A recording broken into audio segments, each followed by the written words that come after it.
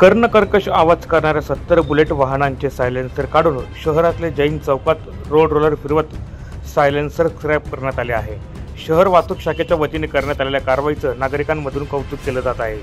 यापुढे देखील कर्णकर्कश आवाज करणाऱ्या बुलेट धारकांसह वाहतूक नियमांचे पालन न करणाऱ्यांवर कठोर कारवाई करण्याचा इशारा जिल्हा पोलीस अधीक्षकांनी दिला आहे। या कारवाई दरम्यान शहर वाहतूक शाखेने 1,12,000 रुपयांचा दंड देखील वाहनधारकांकडून वसूल केला आहे।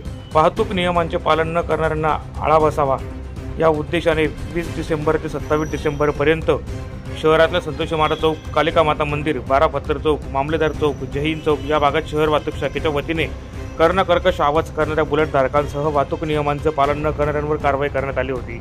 आज जिल्हा पोलीस अधीक्षकांच्या उपस्थितीत 70 सायलेन्सरवर रोड रोलर फिरवत कारवाई करण्यात आली आहे। या प्रसंगी जिल्हा पोलीस अधीक्षक श्रीकांत धिवरे, शहर वाहतूक शाखेच्या पोलीस निरीक्षक शिल्पा पाटील, शहर वाहतूक शाखेचे सहाय्यक पोलीस निरीक्षक भूषण पोते यांच्यासह शहर वाहतूक शाखेचे कर्मचारी मोठ्या संख्येने उपस्थित होते।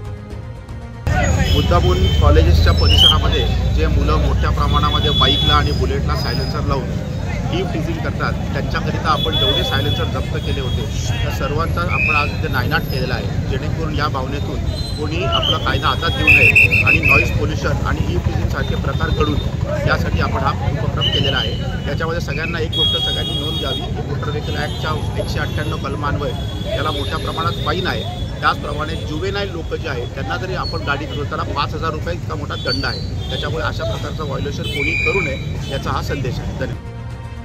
प्रतिनिधी सुनील निकम, माझा महाराष्ट्र न्यूज,